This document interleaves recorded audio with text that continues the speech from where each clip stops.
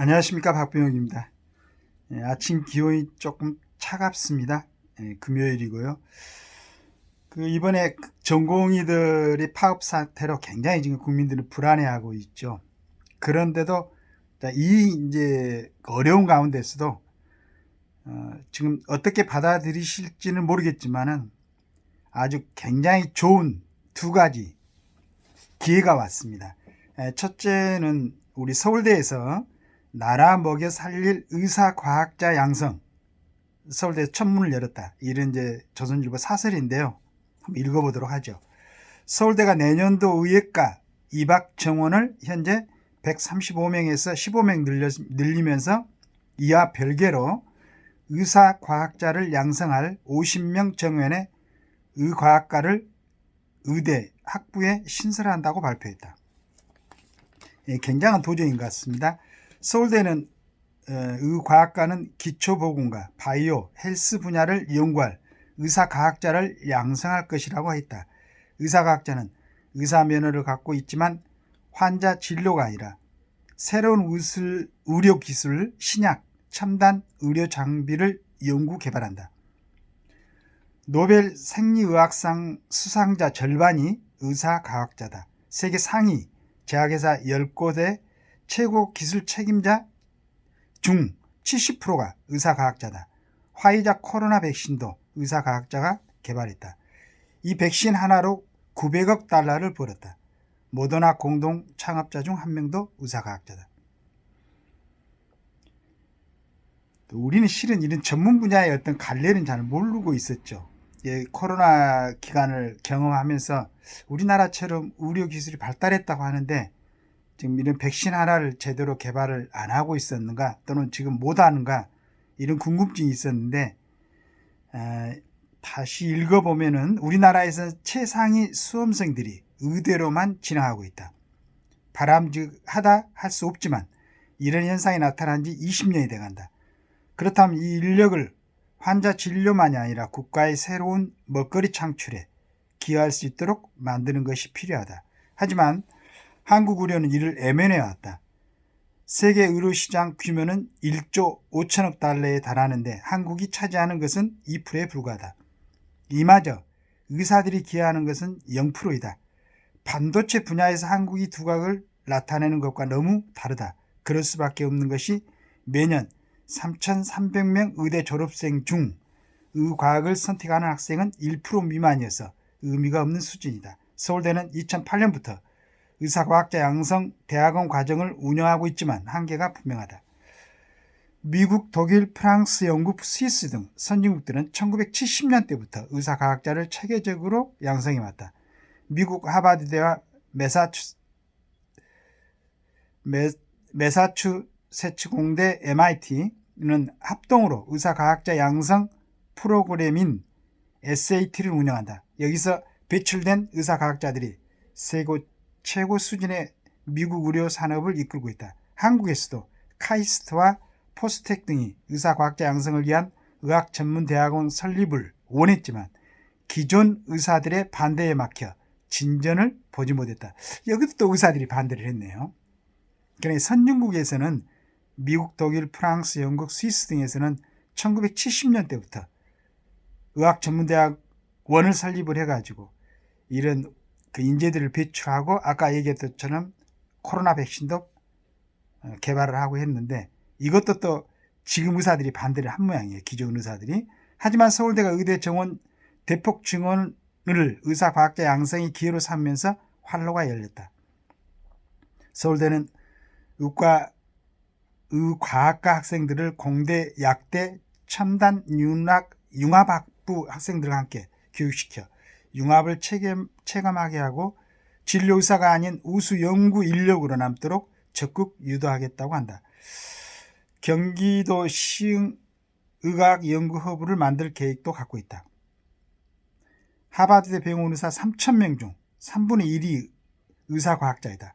이스라엘 명문 테크닉은 공대 내의대는 바이오 산업 중심지이고 미국 일리노이 공대는 내부에 의대를 두고 있다. 서울대는 최고 수준의 의대생과 최고 수준의 과학 공학 인프라를 갖고 있다.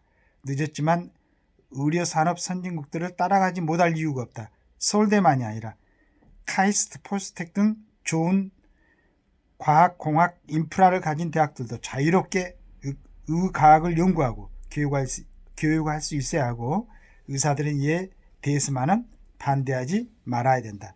이건 이제 분명하게 양성을 시켜가지고 이번 기회에 그래서 이제 이번에 전공의들의 파업 막 의사들까지 지금 참여를 하고 있는데 좋은 기회를 하나 줬습니다.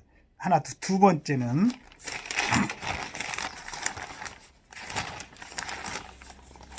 정부가 7일 간호사들이 일시적으로 의사를 대신할 수 있는 의료행위 98개를 구체적으로 제시했다. 전날 윤석열 대통령이 진로 지원 PA라고 합니다. 간호사는 전공의 업무 공백을 메우고 법적으로 확실하게 보호받을 수 있도록 하겠다. 이게 중요하죠. 간호사들이 지금 제일 간호사들이 볼 때는 의사들을 지금 보조해서 그 행위를 하고 있는데 보조 행위를 하고 있는데 자기들이 볼 때도 98개 정도의 의료 행위는 충분히 할 수 있다고 판단하는데 여기에 대한 보장이 그러니까 그 행위를 간호사들이 하게 되면 불법 의료 행위라고 규정이 돼 있었고 처벌을 받을 수 있는 거죠. 그러니까 이걸 갖다가 정확하게 간호사들을 보호할 수 있는 법을 빨리 체계적으로 뭐 입법이 안 되면은 시행령이라도 이걸 조치를 해놓고 해야 될 것 같습니다. 보건복지부가 이날 공개한 간호사 업무 관련 시범사업 보완 지침에 따르면 8일부터 모든 일반 전문 전담 간호사가 응급 상황에서 심폐소생술과 응급약을 투여할 수 있다. 전문 간호사는 추가 자격시험을 통과한 간호사, 전담 간호사는 흔히 말하는 PA 간호사다. 이들은 진단서와 수술 동의서 초안을 쓸 수 있고 검사 약물도 처방할 수 있다. 이런 부분까지 허용이 된다면 그리고 아마 이 정도는 간호대학에서 뭐 4년씩 공부를 하고 또 보조 업무를 계속하면서 그리고 일반적으로 의사들의 지휘 안에 아마 간호사들이 일반적으로 하고 있는 일일 수도 있어요. 이걸 갖다가 이제 할 수 있는 걸로. 또 한 가지는 간호사라면 전문 간호사라면 아마 간호사 중에서도 전문 간호사는 추가 자격 시험을 통과한 간호사를 전문 간호사를 한 것 같아요. 전문 간호사라면 중환자의 기관 삽관, 중심 정맥관 삽입, 뇌척수액 채취 등도 할 수 있다. 모두 전공의가 주로 하던 의료 행위들이다. 뭐 전공의도 전문 이제 의사는 아니죠. 이제 수련이라고 할 수가 있는데 뭐 이걸 갖다 전공의들이 하고 있었습니다. 관리, 감독, 미비로 의료사고가 일어나면 기관장이 최종 법적 책임을 진다. 이렇게 해야 됩니다. 기관장들이 책임질 수 있도록. 간호사들은 이제 이 두 개가 그러니까 아까 그 의사 과학자를 이제 우리나라에서 서울대라든가 카이스트라든가 또 이제 그 아까 포스텍이라고 그랬습니까? 하여간 공업 과학 기술이 가장 발달된 그 대학들이죠. 여기에서 의사 뭐냐 그쪽 의료 분야를 갖다 접목시키면은 아마 빠른 시일 내에 전 세계에서도 가장 선진국적인 그런 의사 과학 기술을 갖다가 취득할 수 있을 겁니다. 저는 그걸 믿고 있어요. 그리고 진로 지원 간호사들의 능력도 충분히 그러니까 지금까지는 본인들이 할 수 없는 영역이라 해서 주저하고 있었지만은 이걸 이제 법률적으로 할 수 있게 만들어 놓으면은 충분하게 그 행위는 전문적으로 할 수 있는 아마 그런 수준에 올라갈 겁니다. 그 다음에 이제 의료체계 구조적인 것도 외국 보니까 뭐 37% 우리나라가 37%가 전공의들이 하고 있는데 외국에는 굉장히 약 한 10% 정도 그러니까 전공의들이 감히 파업할 수 있는 그런 생각을 못 하는 거죠. 충분히 전문 의사들로 방어할 수 있으니까.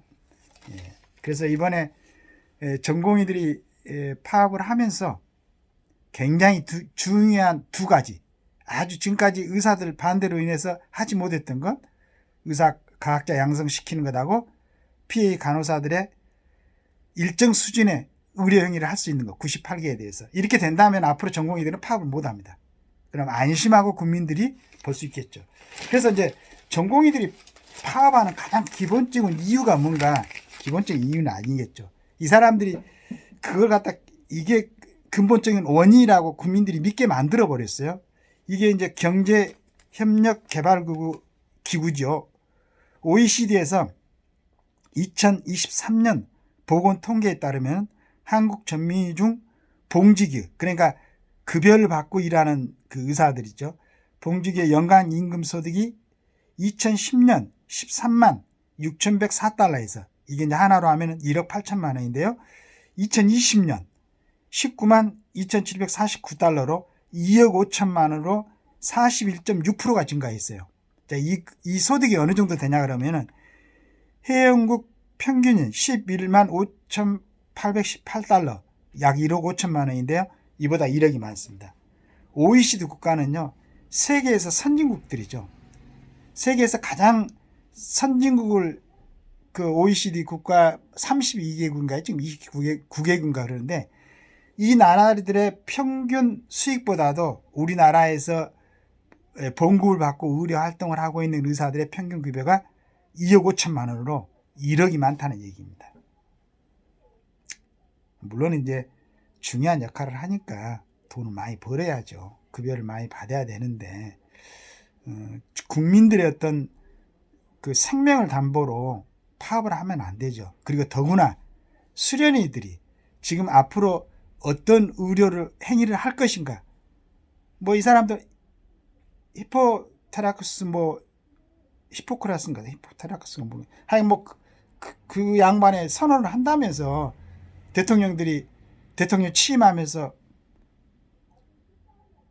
헌법을 놓고 선언하는 것처럼 헌법을 준수하고 뭐 이렇게 국헌을 준수하고 이런 것처럼 한다면서 모두가 뭐 참 좋은 의사가 다 될 수는 없겠지만은 그래도 기본적으로 의사들이 갖고 있어야 되지 않을까 생각을 하고 있습니다. 그래서 이번에 그 참 역설적으로 전공의들이 파업함으로 인해서 의사 과학자들이 양성되고 간호사들이 그 98개에 대해서 의료 행위를 할 수 있는 좋은 기회가 왔습니다.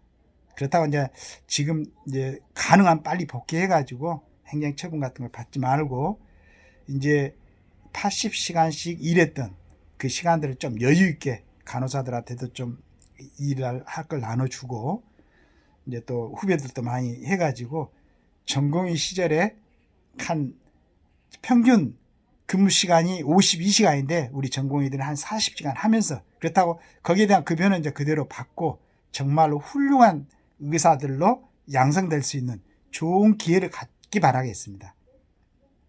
국민들이 의사 선생님들하고 존중해주고 지금 여러 곳은 뭐 의사 과학자 양성이라든가 그 간호사들 피해들한테 그 의료 행위를 일부 하도록 하는 것은 의사들의 그걸 갖다가 영역을 침해하는 게 아니고 역시 그래도 포괄적으로 본다면 큰 시각으로 본다면 보조해 주는 거죠.